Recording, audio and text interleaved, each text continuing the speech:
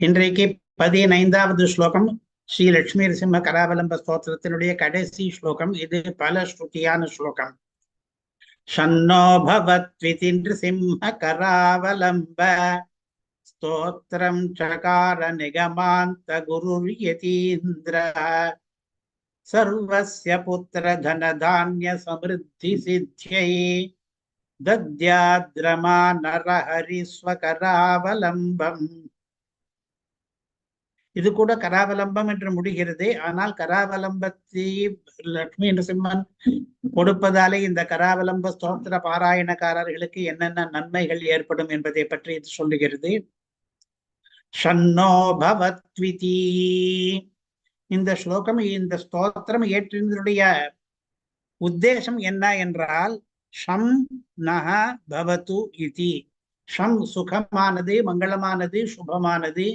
நகா நமக்கெல்லாம் பவது உண்டாகட்டும், ஆகட்டும் என்பதற்காகத்தான் இந்த ஸ்தோத்திரம் ஏற்றப்பட்டிருக்கிறது.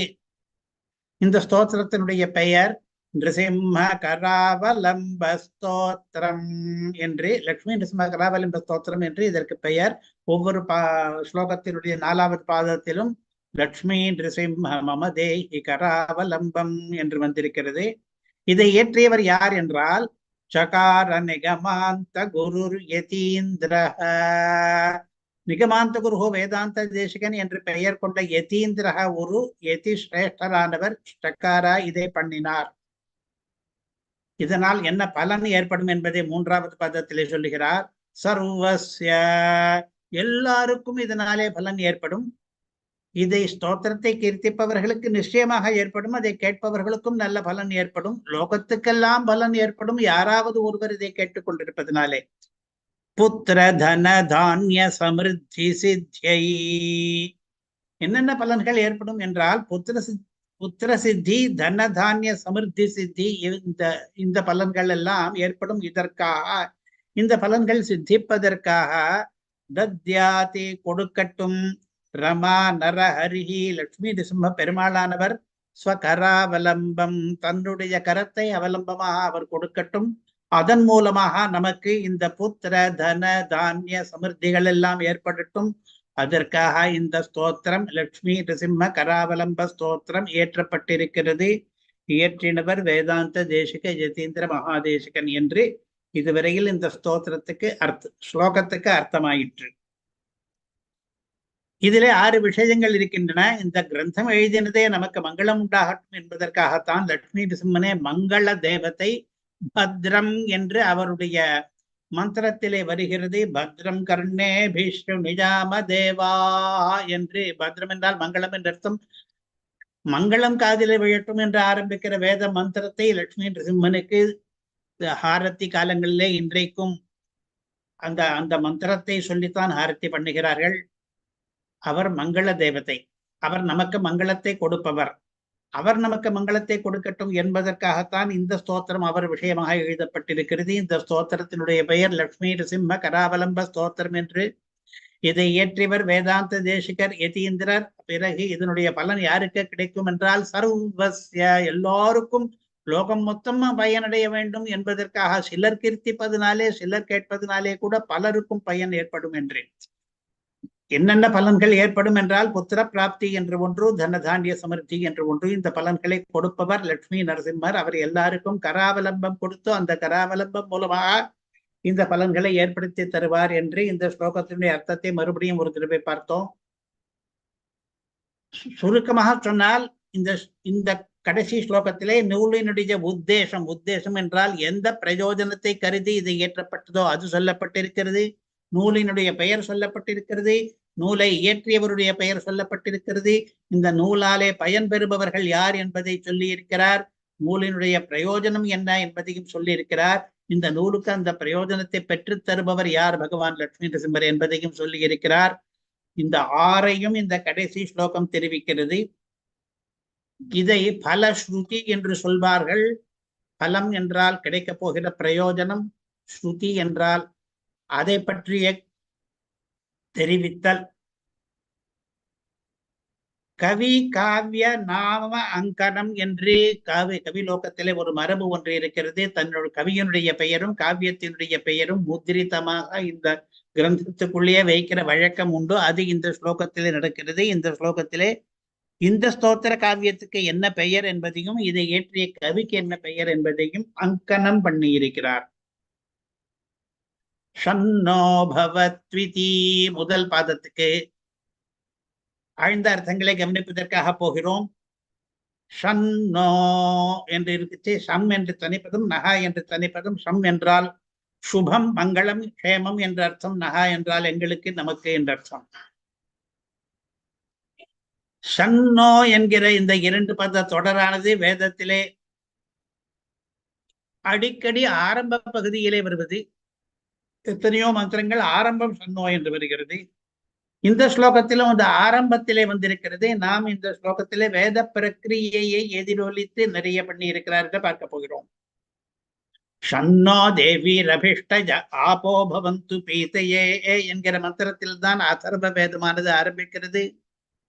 ஆரம்பமே ஷன்னோ என்பதுதான்.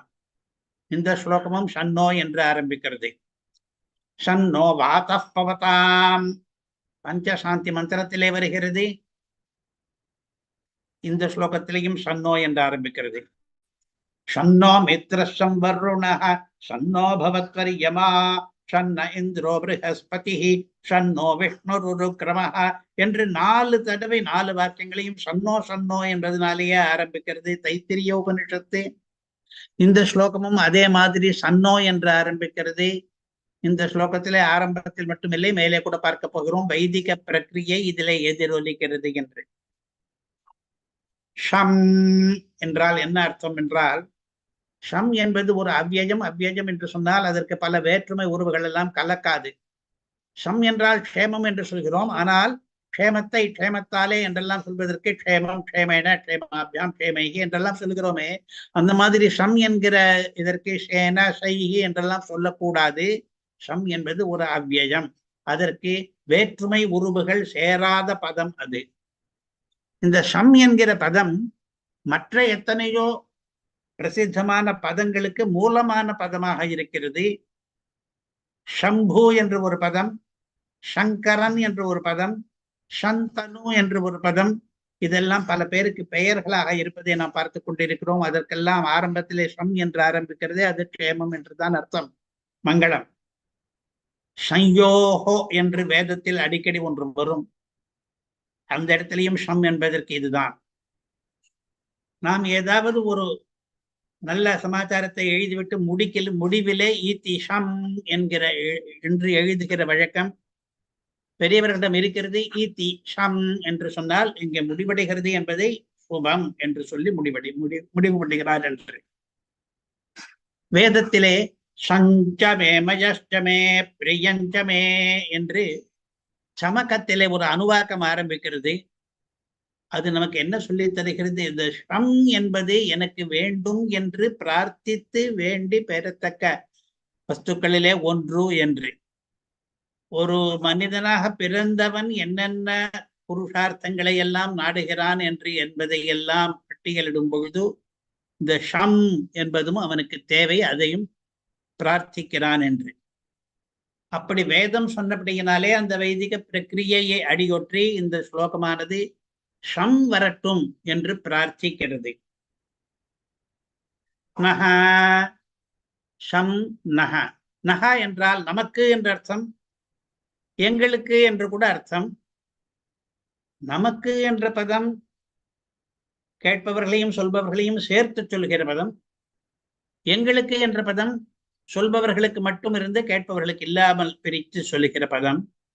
இரண்டுக்கும் சம்ஸ்கிருதத்திலே நஹா என்று தான் இருக்கிறது. தமிழிலே இப்படி சேர்த்து ஒரு பதம் இல்லை போல் இருக்கிறது. எங்களுக்கு என்பது என்ற அர்த்தமும் நமக்கு என்ற அர்த்தமும் இரண்டும் வரும்படியாக ஒரே பதத்திலே. ஆங்கிலத்திலே அப்படித்தான் இருக்கிறது. நஹா என்பதற்கு ஆங்கிலத்திலே என்ன பதம் என்று பார்த்தோமானால் அது எங்களுக்கும் நமக்கும் என்று இரண்டு அர்த்தங்களையும் தருவதாகத்தான் இருக்கிறது. ஹிந்தியிலேயும் அப்படித்தான் இருக்கிறது. இது பாஷைகளுடைய ஒப்பீடு இருக்கிறதே, அது ஒரு தனி கலை, அதில் தனி சுவாரஸ்யமும் இருக்கிறது. இப்பொழுது நஹா என்ற பதம் நம்மை சற்று நகர்த்தி சென்று விட்டது. நக என்ற பதத்துக்கு நமக்கு என்று வேண்டுமானாலும் அர்த்தம் கொள்ளலாம், எங்களுக்கு என்று வேண்டுமானாலும் அர்த்தம் கொள்ளலாம். ஆனால் இந்த ஸ்லோகத்திலே அது வேறொரு சுவாரஸ்யத்துக்காக வந்து இருக்கிறது. இப்பொழுது நாம் பார்த்தோமே அந்த சுவாரஸ்யத்துக்காக இல்லை.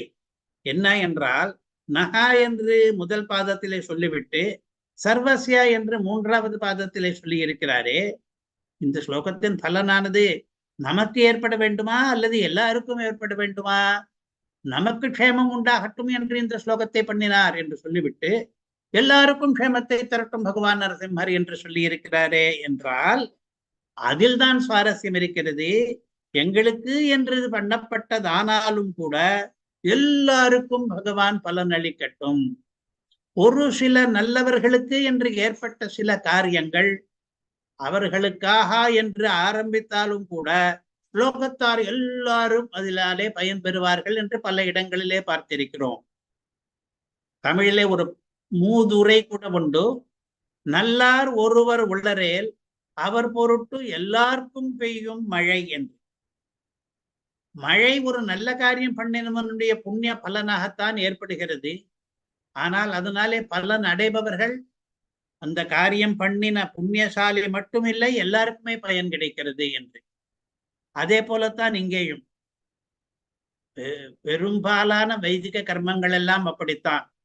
யாரோ ஒருவர் கர்மத்தை பண்ணுவார், ஏதோ ஒரு பலனை நினைத்து உத்தேசித்தும் பண்ணுவார். பகவத் பிரீதியாக கூட இருக்கலாம், அது அவருக்கு ஏற்படும், அந்த பலன் அவருக்கு கிடைக்கும் என்பது மட்டும் இல்லாமல் அவர் அந்த யாகத்தை யஜ்ஞத்தை அனுஷ்டிப்பதாலே உலகம் மொத்தத்துக்கும் ஒரு பயன் ஏற்படும். அவருக்கு ஏற்படுகிற பலன் அதிகமாகவும் குறிப்பிட்டதாகவும் இருக்கலாம், உலகத்துக்கும் மொத்தத்துக்கும் ஏற்படுகிற பலன் சாமான்யமாக இருக்கலாம், பலனிலே வித்தியாசம் இருக்கலாம். ஆனால் பலன் அடைபவர்கள் எல்லாரும் தான். லோகக்ஷேமத்துக்காக எவ்வளவோ காரியங்கள், கோவில்களிலே உற்சவங்கள் லோகக்ஷேமத்துக்காக நடக்கின்றன. அதே மாதிரிதான் யாக யஜ்ஞங்கள், அதே மாதிரிதான் நாம சங்கீர்த்தனங்கள் லோகக்ஷேமத்துக்காக ஒரு சிலர் அதை பண்ணுகிறார்கள் என்று. அதனாலே நகா என்று முதல் பாதத்திலேயும் சர்வசியா என்று இரண்டாவது பாதத்திலேயும் சொல்லும் பொழுது விரோதம் கிடையாது. நமக்காகத்தான் அது இயற்றப்பட்டது, நாம் தான் அதை பாராயணம் பண்ண போகிறோம். ஆனால் பலன் நமக்கும் கிடைக்க போகிறது. பலன் அந்த பாராயணத்திலே அன்வயிக்காத நம்முடைய அனுபந்திகள் எல்லாம் இருக்கிறார்களே, அவர்களுக்கும் சேர்த்துத்தான் கிடைக்க போகிறது அந்த பலன் என்பதை இந்த சர்வஸ்ய என்கிற பதம் நகா என்கிற பதத்துக்கு பிரதி யோகியாக சம்பந்தப்பட்ட பதமாக இருந்து கொண்டு காண்பிக்கிறது. சர்வஸ்ய இந்த பலனானது எல்லாருக்கும் கிடைக்க போகிறது. பொதுவாக பலன் யாருக்கு கிடைக்கும் என்றால் கேட்பவர்களுக்கு, சொல்பவர்களுக்கு, அவர்களுக்கு கிடைக்கும் ஒரு கிரந்தத்தினுடைய பலன். ராமாயணம் என்றிருந்தால் அதை பாராயணம் பண்ணுபவர்களுக்கும் அந்த ராமாயண பிரவச்சனத்தை கதையை கேட்பவர்களுக்கும் அந்த பலன் கிடைக்கும். சகஸ்ரநாமம் என்பதற்கு பல ஸ்ருதி சொல்லும் பொழுது இதம் ஸ்ருணுயா நித்யம் யஷ்டாபி பரிகீர்த்தயேத் என்று பலன் யாருக்கு கிடைக்கும் என்பதை வியாசர் சொல்லி இருக்கிறார். எவன் ஒருவன் இந்த விஷ்ணு சகஸ்ரநாமத்தை கேட்கிறானோ அல்லது எவன் ஒருவன் கீர்த்திக்கிறானோ என்று, கேட்பவனுக்கு முதலிலே பலன் போய்விடும், கீர்த்திப்பவனுக்கு பலன் அவனுக்கும் கிடைக்கும் என்று. வாசிப்பவர்களுக்கும் கேட்பவர்களுக்கும். இதைத்தான் சர்வசியா என்று சொல்கிறார். நிறைய பேர் கேட்கலாம் இல்லையோ, எல்லாருக்கும் எப்படி பலன் கிடைக்கும் என்றால் கேட்பதன் மூலமாக பலன் கிடைக்கும் என்று சொல்லி அர்த்தம் நிறுத்தி விடலாம். கேட்காதவர்களுக்கும் கிடைக்கும் என்று சொல்வதற்கும் அர்த்தம் உண்டு. கேட்காதவர்கள் வேறு விதமாக அன்வயிக்கலாமே. எப்படி அன்வயிக்கலாம் என்றால் ஆதரிக்கலாம். லட்சுமி நரசிம்ம கராவலம்ப ஸ்தோத்திர பாராயணம் ஒரு இடத்திலே நடக்கிறது. பல பேர் சேர்ந்து பாராயணம் பண்ணுகிறார்கள். அந்த பாராயணத்தில் அன்வயிக்காமல் இன்னும் பல பேர் அதை கேட்டுக்கொண்டிருக்கிறார்கள். அந்த இடத்துக்கே வராத சிலர் அதை ஆதரிக்கிறார்கள், அதற்கான செலவை ஏற்றுக்கொள்ளுகிறார்கள் என்றால் அவர்களுக்கும் பலன். ஆதரிப்பவர்களுக்கு மட்டுமில்லை, அவர்களுடன் வசிப்பவர்களுக்கும். நம்முடைய வீதியிலே ஒருவர் ஒரு புண்ணிய காரியத்தை பண்ணி கொண்டிருக்கிறார், நாம் அவரோடு சகவாசம் மட்டும் பண்ணுகிறோம், சில சமயங்களிலே சல்லாபம் பண்ணுகிறோம், சம்பாஷணம் பண்ணுகிறோம், அவரை நாம் நண்பராக ஏற்றுக்கொண்டிருக்கிறோம் என்றால் அப்படிப்பட்ட பாகவதரை நாம் நண்பராக ஏற்றுக்கொண்டதற்காக ஒரு பலன் இருக்கும் இல்லையோ. இந்த மாதிரியாக சர்வசிய எல்லாருக்கும் இதில் சாட்சாத் அன்வயிப்பவர்களுக்கும் பரம்பரையா அன்வயிப்பவர்களோடு அன்வயம் கொண்டவர்களுக்கும் எல்லாருக்கும் பலன் கொடுக்கும் இந்த லட்சுமி நரசிம்ம கராவலம்ப ஸ்தோத்திரம்.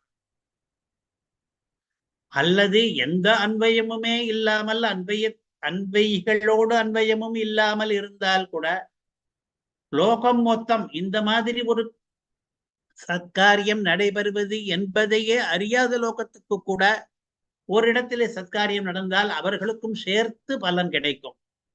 அப்படியும் வைத்துக் கொள்ளலாம். ஏனென்றால் இவர்கள் என்ன பிரார்த்திக்கிறார்கள், இதுவும் ஒரு வைதிக பிரக்கிரியை தான். சர்வே பவந்து சுகினஹ சர்வே சந்து நிராமயாஹ சர்வே பத்ராணி பஷ்யந்து மா கஷ்டித் துக்கபாக் பவேத் என்று வைதிகர்கள் எல்லாம் பரந்த மனப்பான்மை கொண்டவர்களாலே எனக்கு இந்த பலனை கொடு, என்னுடைய அண்டை வீட்டுக்காரனுக்கு கொடுக்காதே என்று பிரார்த்திப்பது கிடையாது.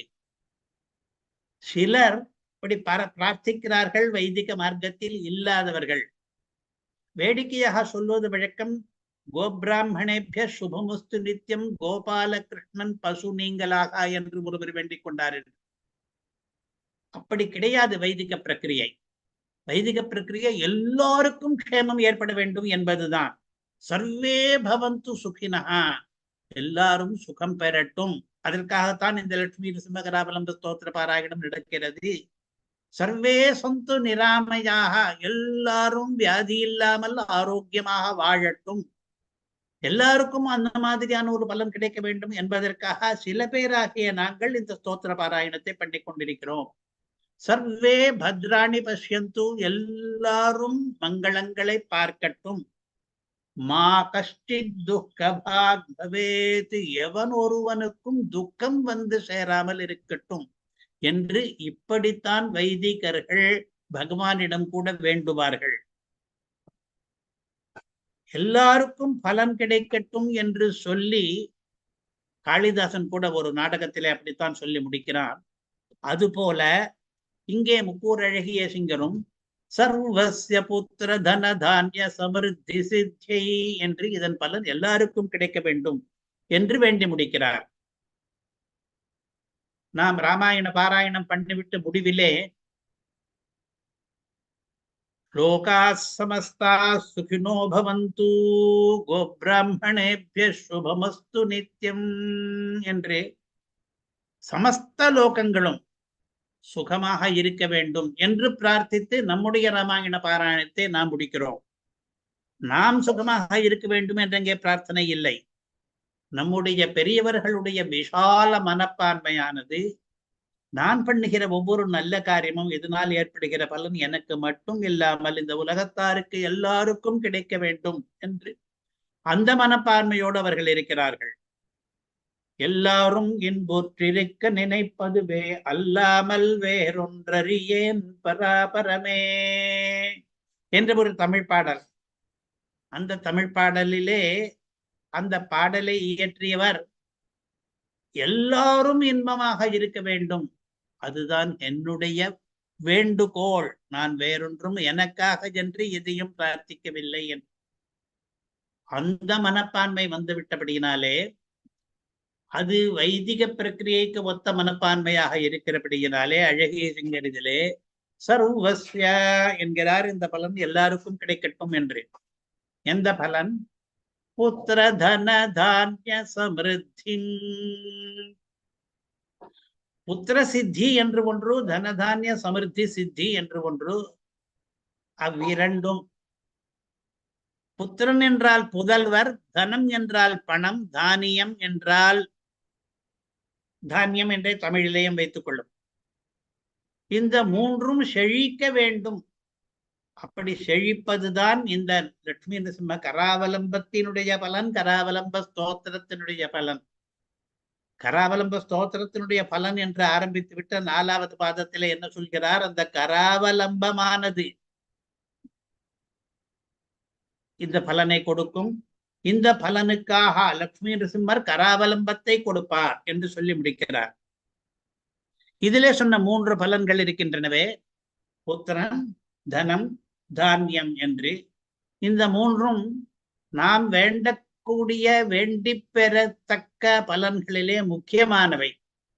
அதனாலேதான் ஸ்ரீமத் வால்மீகி ராமாயணத்திலேயும் ராமாயணத்தினுடைய முடிவிலே என்ன பலன் சொல்கிறார் என்றால், குடும்ப விருத்திம் தனதான்ய விருத்திம் ஸ்திரியஷ்ட முக்கியாக என்று முதலிலே சொன்னது இந்த புத்திர தன தானிய சமிருத்தி சித்தி என்று இங்கே சொன்ன அதே விஷயம்தான்.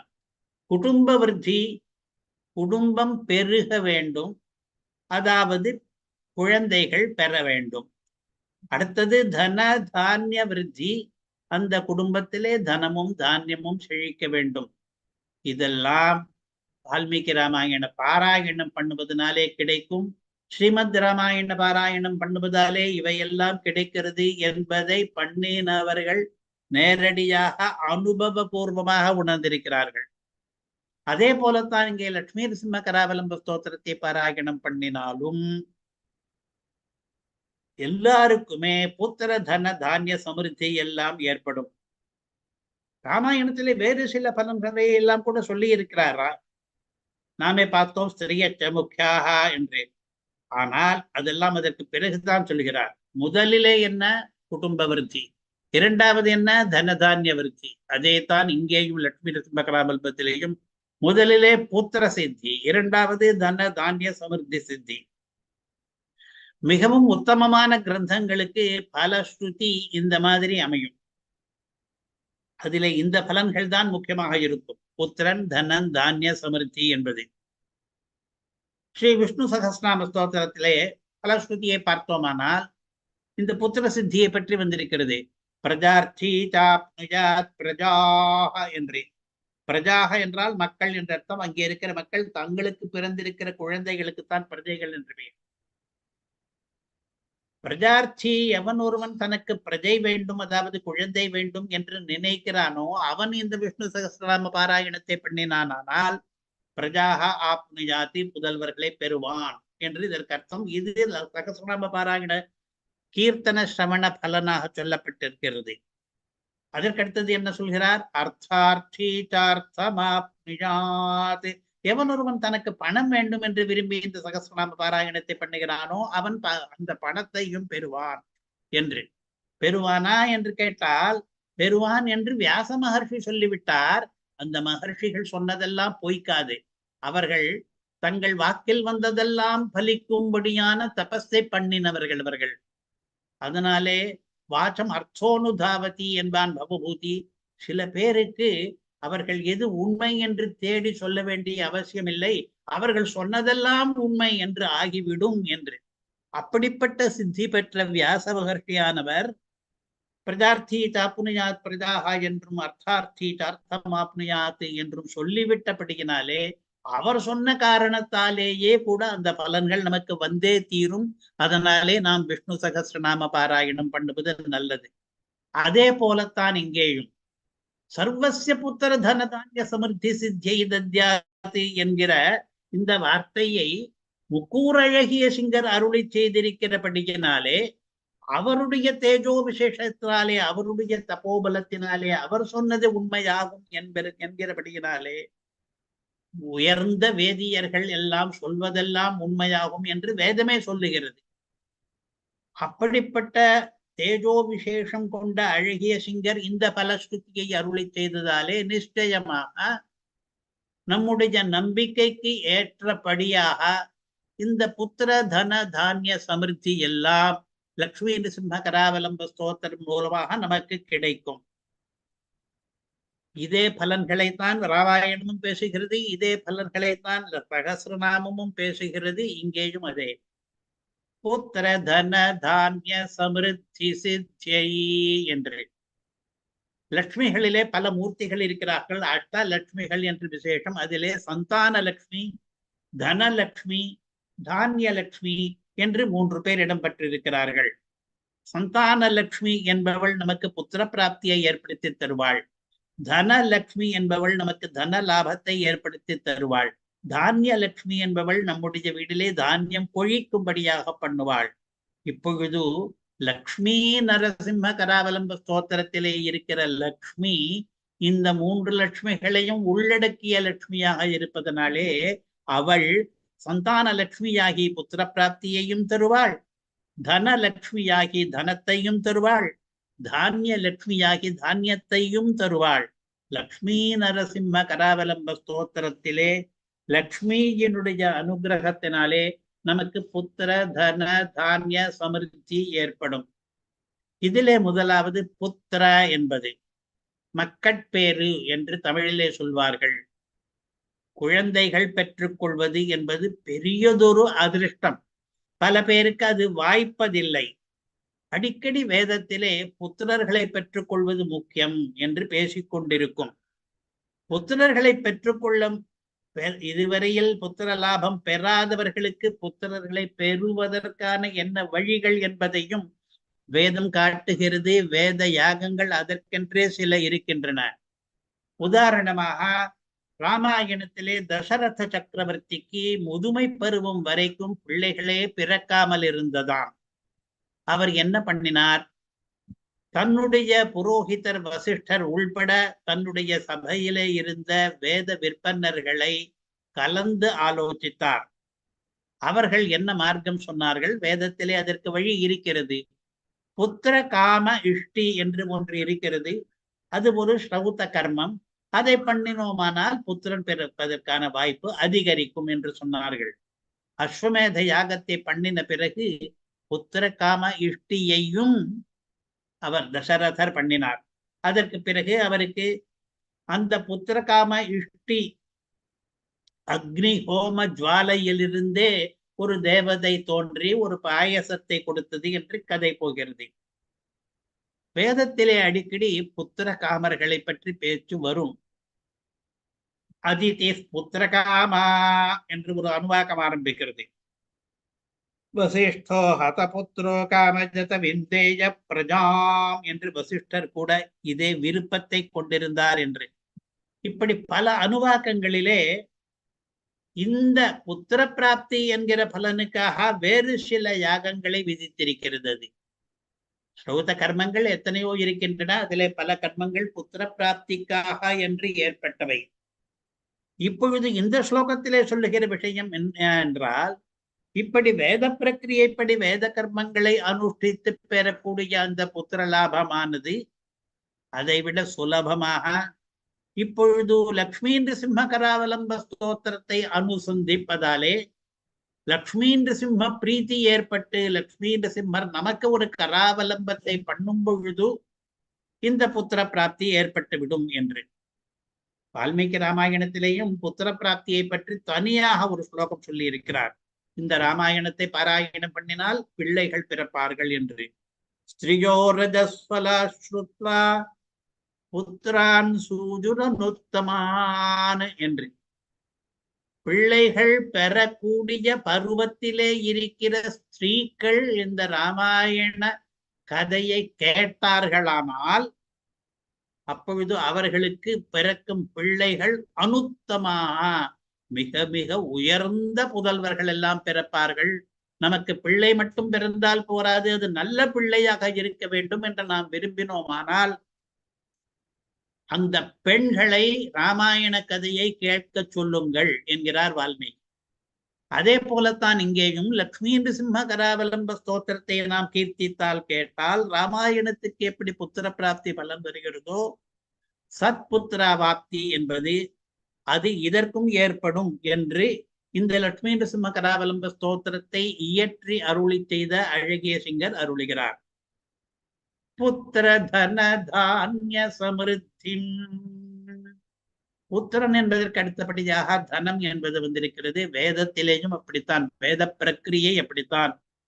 பிரஜாம் புஷ்டி மதோ தனம் என்கிறது எஜுர்வேத பிராமணம். பிரஜை வேணும், அதாவது புதல்வர்கள் நமக்கு பிறக்க வேண்டும். புஷ்டி வேண்டும், அதாவது ஆரோக்கியமாக இருக்க வேண்டும். தனம் வேண்டும், பணம் பெற வேண்டும். இது எல்லாவற்றையும் பெற்று தருவதற்கான வழிகள் தான் வேதத்திலே சொன்ன வேள்விகளும் அதே போல இப்பொழுது லக்ஷ்மி நிருசிம்ம கராவலம்ப ஸ்தோத்திரம் முதலிய ஸ்தோத்திரங்களும்.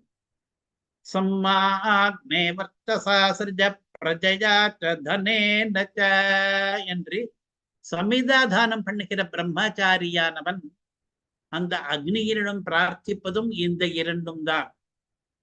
புதல்வர்களும் தனமும்.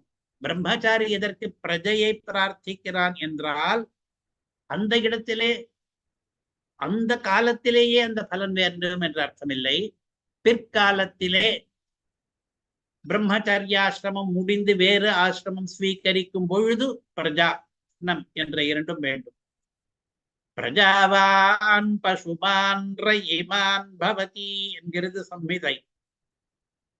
என்ன பலன்கள் கிடைக்கும் என்றால், பிரஜைகள் என்ற புத்திரர்கள், பசுமான் என்கிற கால்நடை செல்வம், ரயிமான் பணக்காரனாதல், இதெல்லாம் அந்த ஒரு கர்மத்துக்கு பலனாக சொல்லி இருக்கிறது. ஆகா, பல வேத பகுதிகளிலே, பல வேத பகுதிகள் ஏன் சொல்கிறோம் என்றால், ஒன்று பிராமணத்திலே, இன்னொன்று ஏகாக்னி காண்டத்திலே, இன்னொன்று சம்ஹிதையிலே, இவை ஒவ்வொன்றும் வெவ்வேறான வேத பகுதிகள். எல்லாவற்றிலேயும் புத்திரர்களையும் தனத்தையும் சேர்த்து சேர்த்து பலனாக சொல்லி இருக்கிறது. அதே வைதிக பிரக்கிரியைத்தான் இங்கேயும் கொண்டு வருகிறார். புத்திரனும் ஏற்படட்டும், தானிய சமிருத்தியும் ஏற்படட்டும் என்று. தானிய சமிருத்தி, தானியங்கள் எத்தனையோ இருக்கின்றன. நமக்கு தானியங்கள் என்பது உணவுடைய மூலப்பொருள்களாக இருக்கிறபடியினாலே, உணவு அன்னம் என்பது மிகவும் முக்கியமானபடியினாலே, எனக்கு தானியம் வேண்டும் என்று கேட்பது பற்றி வேதத்திலே முழு அனுவாக்கமே இருக்கிறது. தானியம் என்பது கேட்டு பெறத்தக்கது தெய்வங்களிடமிருந்து.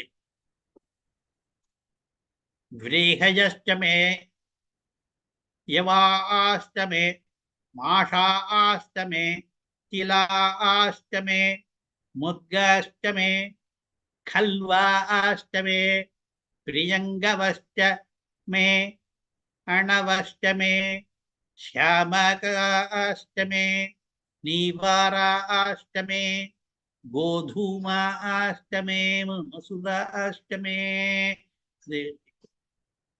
சுக்ல யஜுர்வேதத்தில் இருக்கிறபடி யஜ்ஞேன கல்பந்தாம் என்று ஒரு அனுவாக்கம் இருக்கிறது. இதிலே எத்தனையோ தானியங்களுடைய பெயர்கள் சொல்லி இருக்குது. விரேகயா என்பது நெல், நெல்லிலே தான் ஆரம்பிக்கிறது. மற்றபடி கோதுமா, சாமை என்கிறது. திலம் என்றால் எள்ளு, மாஷம் என்றால் உளுந்து, இந்த மாதிரியாக நிறைய தானியங்கள் பயறு வகைகளும் சேர்த்து அவை அத்தனையும் நமக்கு வேண்டும் என்று தானிய சமிருத்தியை வேண்ட சொல்லுகிறது, வேண்டுகிறது வேதம். இப்பொழுது இந்த ஸ்தோத்திரத்தினுடைய பலனிலே தானிய சமிருத்தியும் சேர்ந்து இருக்கிறது. புத்திர தன தானிய சமிருத்தி சித்தியை என்று அந்த சமிருத்தி நமக்கு ஏற்படும். சமிருத்தி என்றால் செழிப்பு. அந்த செழிப்பு ஏற்படுவதற்கு இந்த லட்சுமி நரசிம்ம கராவலம்ப ஸ்தோத்திரமானது உதவும். இவ்வாறாக பலஸ்ருதி சொல்லி முடிக்கிறார். நாம் லட்சுமி நரசிம்ம கராவலம்ப ஸ்தோத்திரத்தினுடைய அர்த்தத்தையும் புரிந்து கொண்டு விட்டோம். அர்த்தத்தோடு சேர்ந்து அனுசந்தானம் பண்ணினால் நிச்சயமாக பலன் விரைவில் கிட்டுமாக அப்படினாலே நாம் எல்லாம் முக்கூர் அழகேசங்கர் அருளி செய்த லட்சுமி நரசிம்ம கராவலம்ப ஸ்தோத்திரத்தை பாராயணம் பண்ணி பல பேருக்கு செவிகளிலே விழப்பண்ணி லோகம் மொத்தத்துக்கும் க்ஷேமம் ஏற்படும்படியாக அனுசந்திப்போமாக. ஒவ்வொரு நாளும் இறுதியிலே முக்கூர் அழகேசங்கருடைய பெருமையை பற்றி ஓரிரு வார்த்தைகள் சொல்லி முடிக்கிற வழக்கம். அதுபோல இன்றைக்கு ஒரு ஸ்லோகம் முக்கூர் அழகேசங்கர் விஷயமாக. இந்த ஸ்லோகத்தை இயற்றியவர் சொக்கநாவூர் மாடபூஷி நரசிம்மாச்சாரிய சுவாமி என்கிற வியாக்கரண வித்வான். அவர் முக்கூர் அழகேசங்கருடைய ஔதாரியம், கொடை வள்ளல் தன்மை, வதான்யத்துவம் என்பதை பற்றி இந்த ஸ்லோகத்திலே புகழ்கிறார். அவர் உள்பட பல பேர் அந்த வதான்யத்தையினாலே பயன் பெற்றவர்கள். அவர் என்ன சொல்கிறார்? கர்ண கர்ண பசங்கதசுரதருஹு யாதோ மராணாம் புரம் சாதோக்ரீத பஜஸ்வினி சுரபதேஹே லஜ்ஜான்விதாந்தர்ததே யத்வேதாந்த குருத்தகாரி ஜமுனேஹே ஔதார்யதோ நிஸ்ஸமாதி ரிக்தௌகாந்திரவிடாம்புவர்ஷணபராதி ஆட்யான் துருதம் தன்வதஹ. இந்த முக்கூர் அழகிய சிங்கரானவர் தரித்திரர்களாக அவரை நாடினவர்களுக்கெல்லாம் பணமழையை பொழிந்து அவர்களை பணக்காரர்களாக ஆக்கி விட்டிருக்கிறார். நூற்றுக்கணக்கான பேரை அப்படி பண்ணி இருக்கிறார். ஸ்ரீரங்கம் தசாவதார சந்நிதியிலே வீடு கட்டி கொண்டு வாழ்பவர்கள் எல்லாருக்கும் அது தெரியும். அவர்கள் அழகிய சிங்கரை சென்று ஆசிரியிப்பதற்கு முன் எப்படி ஏழைகளாக இருந்தார்கள், அழகிய சிங்கர் அவருக்கு எப்படி சொந்தமான நில மனை, சொந்தமான வீடு முதலியவற்றை எல்லாம் ஏற்படுத்தி கொடுத்தார் நிறைய பேருக்கு என்பது தெரியும். அவர்களே ஒருவராக இந்த சுவாமியும் இருப்பதால் தான் தரித்திரர்களை பணக்காரர்களாக ஆக்கும்படி பணமழை பொழிகிறார் இவர் என்று சொல்கிறார். அதை சொல்லும் பொழுது உலகிலே மிகவும் பெரிய கொடையாளிகள் என்று சில பேருக்கு பிரசித்தி ஏற்பட்டிருக்கிறது. மகாபாரதத்திலே கர்ணன் என்று ஒருவன் இருந்தானாம். அவன் கேட்டதையெல்லாம் கொடுத்து விடுவானாம், தன்னிடம் இருப்பதையெல்லாம், யார் எது கேட்டாலும். தேவலோகத்திலே கல்பக விருட்சம் என்று ஒன்று இருக்கிறதாம். அதன் அடியில் போய் நமக்கு என்ன வேண்டும் என்று நாம் நினைக்கிறோமோ அதெல்லாம் கிடைத்து விடுமாம். காமதேனு என்று ஒரு பசு இருக்கிறதாம். அதன் முடிய நாம் விரும்பியதையெல்லாம் அது பெற்றுக் கொடுக்குமாம். ராமாயண கதையிலே கூட வசிஷ்டரிடம் இருந்த பசுவானது எதை கேட்டாலும் கொடுக்கிறது என்று வந்திருக்கிறது. ஆனால் இந்த சொக்கனாவூர் நரசிம்மாச்சார சுவாமி கேட்கிறார், ஏன் அவையெல்லாம் இப்பொழுது நமக்கு உதவ முன்வரவில்லை? கர்ணன் எங்கே போனான்? இல்லையே. கல்பவருஷம் எங்கே இருக்கிறது? நமக்கு நம் எதிரே கண்ணுக்கு தெரியவில்லையே. காமதேனுவை நாம் எப்படி பார்ப்பது? அவையெல்லாம் வேறெங்கோ போய்விட்டன, ஸ்வர்கலோகத்துக்கு போய்விட்டன. இவர் என்ன உத்பிரேட்சை பண்ணுகிறார்? ஏன் அவையெல்லாம் நமக்கு பலன் தராமல் சொர்க்கலோகத்துக்கு போய்விட்டன தெரியுமா? இவர் வேறு ஒரு காரணம் சொல்லுகிறார்.